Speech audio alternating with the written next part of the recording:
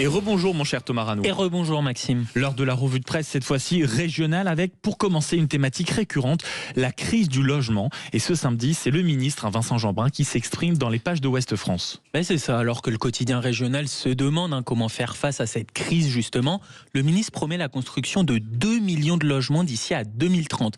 Alors comment y parvenir ? Grâce notamment à des amortissements fiscaux pour la construction de logements sociaux.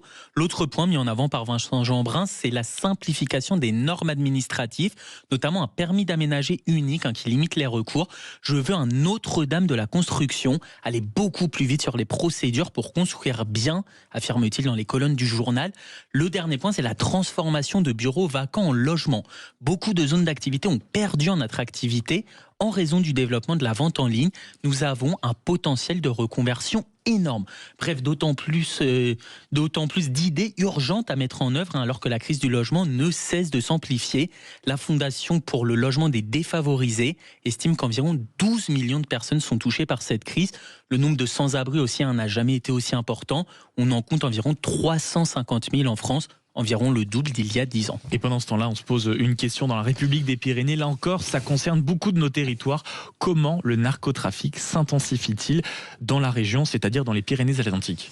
C'est ça, puisque le département n'est effectivement pas épargné, puisqu'il se situe précisément sur un axe stratégique pour le trafic, à la fois de cannabis, mais aussi de cocaïne, puisqu'il est une sorte de porte d'entrée depuis le Maroc et l'Espagne, de par son positionnement géographique. Pour faire face à ce développement massif, la procureure de Bayonne appelle à frapper vite et fort.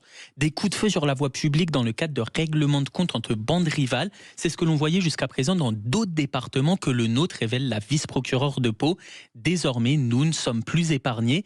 Plus largement, l'une des causes qui explique la multiplication des trafics, c'est la consommation qui augmente, celle de cocaïne notamment.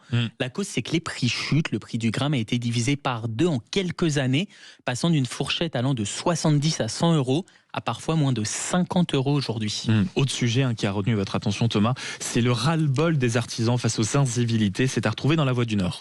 Oui, que ce soit des métaux, des outils dans les utilitaires, les artisans poussent un coup de gueule contre les vols qui se multiplient. Les vols, c'est très handicapant pour nous. Ce qui est infernal, c'est leur répétition. Déplore justement un artisan confronté à un vol dont il évalue le préjudice à plusieurs dizaines de milliers d'euros. Et là, on parle seulement d'un vol. Il affirme n'avoir été victime à 7 ou 8 reprises.